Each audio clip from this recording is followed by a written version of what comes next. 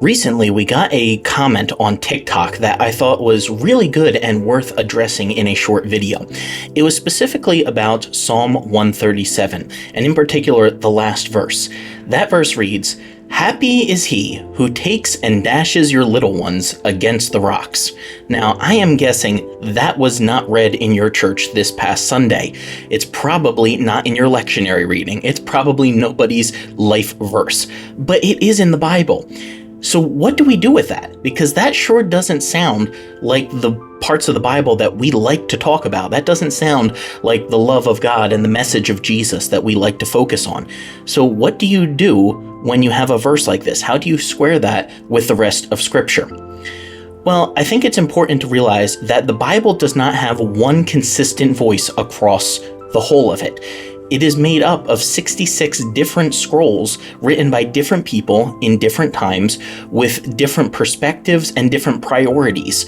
So while there is an overarching narrative and some overarching points of continuity throughout the message, there are different goals that these authors have and different messages that they're trying to get across.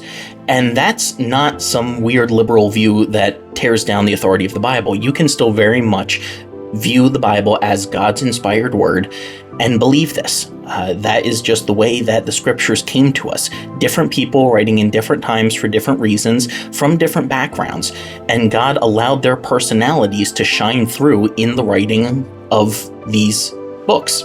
So the Bible does not give one overarching narrative. It gives different perspectives, sometimes even on the same story. We get this right on page 1. There are 2 different creation accounts, one in Genesis 1 and another in Genesis 2.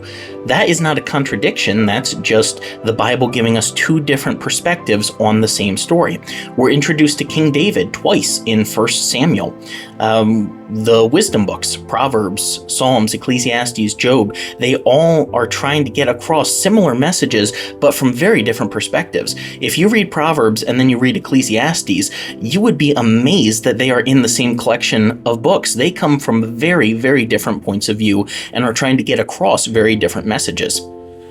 Heck, we even have 4 different gospels all side by side telling us slightly different versions of the story about Jesus. So we don't have to be afraid of different perspectives in the Bible. The Bible is specifically set up to give us different perspectives and to give voice to more than one opinion. So that doesn't mean that we have to choose one over the other. Nobody is sitting here saying you can only pick one of the 4 Gospels and say that's the one true story. No, we read from all 4 of them and we get different things out of each one. Well, it's the same thing in passages like this. This actually gives us the freedom to realize that we don't all have to think alike in order to be pleasing to God.